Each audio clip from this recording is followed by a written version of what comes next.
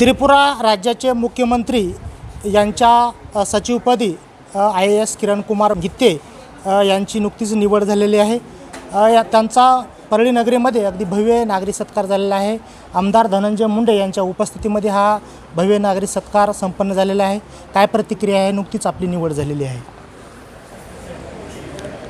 मी भारतीय प्रशासकीय सेवेमध्ये त्रिपुरामध्ये महाराष्ट्रामध्ये दोन्ही राज्यात मला काम करण्याचा सन्मान मिळाला आणि महाराष्ट्रातल्या आणि त्रिपुरातल्या अनुभवावर आणि मी केलेल्या कार्याची दखल घेऊन मला त्रिपुरा राज्य शासनाने माननीय मुख्यमंत्री महोदय यांच्या सचिवपदी नियुक्ती केली।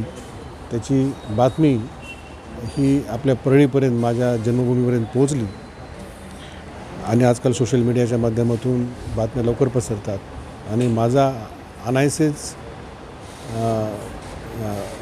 आज माझा परळीला दौरा होता। माझ्या घरगुती कामासाठी मी इथे आलो होतो आणि त्या अनुषंगाने परळीतील सर्व मित्रपरिवार आणि आमदार महोदय ते सुद्धा माझे क्लासमेट आहेत। तर या सर्वांनी आज परळीमध्ये माझा सपत्नीक नागरी सत्काराने गौरव केला, त्याबद्दल मी सर्व परळीकरांचे आणि माननीय आमदार महोदय आणि त्यांची सर्व जी नाथ शिक्षण संस्थेची जो टीम आहे त्या टीमचे मी धन्यवाद देतो। इथून पुढे देखील त्रिपुरा राज्यामध्ये अजून नव्या उमेदीने आणि नव्या संकल्पना घेऊन मी कार्य करेल आणि ते करत असताना माझ्या सुविधे पत्नी उषा देखील परळीमध्ये शिक्षण क्षेत्रात त्यांच्या सर्व सहकाऱ्यांसोबत कार्य करत आहेत।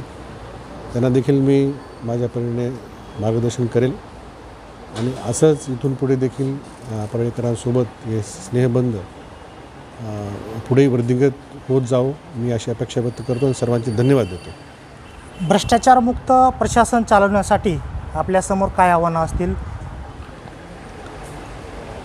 भारतीय प्रशासकीय सेवेमध्ये आम्ही जेव्हा जॉईन करतो तेव्हा मसुरीमध्ये Lal Bahadur Shastri national academy of ॲडमिनिस्ट्रेशनमध्ये आमची 2 वर्षाची आमची ट्रेनिंग असते।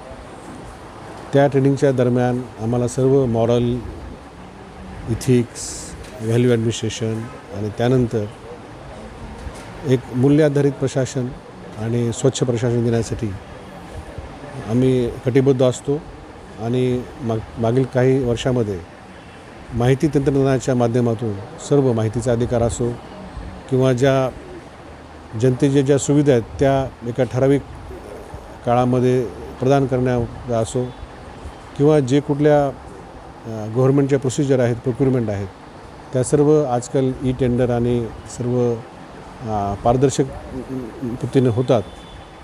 त्यामध्ये देखील आम्ही जातीने लक्ष घालून या विषयावर लक्ष देतो आणि तो एक आम्हाला एक आमचं स्वाभिमानाचा आणि आम्ही त्या पद्धतीनं आम्ही कार्य करू शकलो याचा देखील एक अभिमान असतो।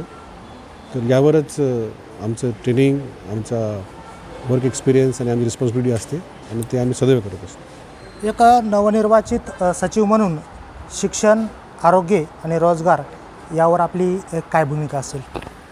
आता शिक्षण पद्धती आमूलाग्र पद्धतीने बदलत आहे। न्यू एज्युकेशन पॉलिसी 2020मध्ये जागतिक दर्जाचं शिक्षण आपल्या पूर्ण देशामध्ये त्याची पायाभरणी झालेली आहे। फॉरेन युनिव्हर्सिटीज त्यांचे कॅम्पस भारतामध्ये ओपन करत आहेत। आर्टिफिशियल इंटेलिजन्सने संपूर्ण आपण कशा पद्धतीने शिकवण देतो, अभ्यास करतो आणि परीक्षा देतो ह्या सर्वामध्ये बदल आलेले आहेत आणि जे जेन झी जे आता आपण नवीन जनरेशन बघतो आहे तीसुद्धा आता शिक्षणाकडे एक वेगळ्या दृष्टीने बघत आहे। केवळ म्हणजे एक नोकरी मिळवण्यासाठी नाही तर एक म्हणजे चांगला नागरिक बनण्यासाठी आणि त्यासोबतच एक सेल्फ एम्प्लॉयमेंट, एंटरप्रेन्योरशिप, स्टार्टअप, तर ही सर्व चॅलेंजेस आहेत। त्यामुळे शिक्षण, रोजगार निर्मिती, आरोग्य या सर्व मानव संपद विकास करण्याच्या बाबी आहेत आणि त्यावरती त्रिपुरा राज्य जर आपण बघितलं देशामध्ये 3च राज्य जे संपूर्ण साक्षर आहेत ते मिझोरम, गोवा आणि त्रिपुरा। त्यामुळे आम्ही त्रिपुरा प्रशासन नेहमी अग्रेसर राहिलेलं आहे। आतासुद्धा जे माननीय पंतप्रधान महोदयांनी जे business reform, ease of doing बिझनेससाठी आम्हाला त्यांनी आवाहन केलं रिफॉर्म एक्सप्रेस चालवण्यासाठी. त्यात देखील त्रिपुरा राज्य छोटं असून देखील पूर्ण देशामध्ये नंबर 1 आहे. आम्ही आता मागच्या आठवड्यामध्ये डेस्टिनेशन त्रिपुरा बिझनेस कॉन्क्लेव्ह आम्ही केला. तर उत्तर पूर्व भारतामध्ये देखील जवळपास 1,21,000 कोटीची गुंतवणूक आम्ही प्राप्त करू शकलो. तर त्यामुळे जसं आपला भारत देश बदलतो आहे त्याचप्रमाणे उत्तर पूर्व भारत, ज्याला अष्टलक्ष्मी असं नाव दिलं आहे माननीय पंतप्रधान महोदयांनी, ते देखील बदलतं आहे. आणि माझे सर्वांना आपल्या माध्यमातून विनंती आहे, सर्वांनी एकदा नक्कीच नॉर्थ ईस्टमध्ये आलं पाहिजे आणि विशेष करून त्रिपुरा राज्यामध्ये भेट देण्यासाठी माझं आपल्या सर्वांना वैयक्तिक प्रळेकरांना माझं निमंत्रण. ई गव्हर्नन्स आणि डिजिटल प्रशासन याबाबत आपली काय भूमिका आहे? आता डिजिटल प्रशासन ही एक वास्तविकता आहे. सर्व सरकारची कार्यपद्धती राज्य शासनापासून जिल्हास्तरीय, उपविभागस्तरीय, ग्रामपंचायतपर्यंत सर्व इलेक्ट्रॉनिक पद्धतीनं होतात. सर्व स्कीम ज्या घरकुलाच्या असोत किंवा पेन्शनच्या असोत किंवा शिष्यवृत्तीच्या असोत सर्व डिजिटल पद्धतीने होतात. केवळ तेच नाही, बँक अकाउंट, आधार आणि मोबाईल हे JAM हे असं जनधन, आधार आणि मोबाईल असे जाम पद्धतीनं केलं गेलं.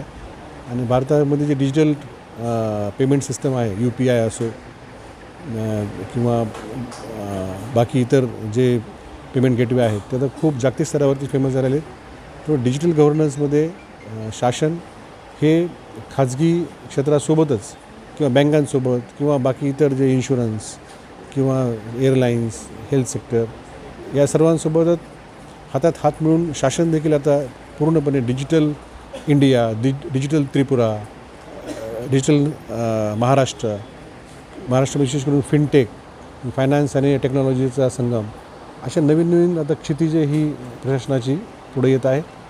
त्यामुळे ही नवीन जी आता मंडळी प्रशासनामध्ये जॉईन करत आहेत त्यांनासुद्धा आता 21व्या शतकामध्ये हे प्रशासन हे पारंपरिक नसून या सर्व डिजिटल ट्रान्सपरन्सी, आर्टिफिशियल इंटेलिजन्स ही सर्व आव्हाने आपल्यासमोर आहेत. त्यामुळं आम्ही देखील कार्य करताना या सर्व नवीन तंत्रज्ञानाचा वापर करून शासनाला कशाप्रकारे अजून गतिशील आणि प्रभावी करू शकू आम्ही सातत्याने प्रयत्न करत असतो. धन्यवाद. निश्चितच या ठिकाणी त्रिपुरा सरकारला IAS किरणकुमार गित्ते यांचा तेथील प्रगती आणि विकासासाठी निश्चित फायदा होईल.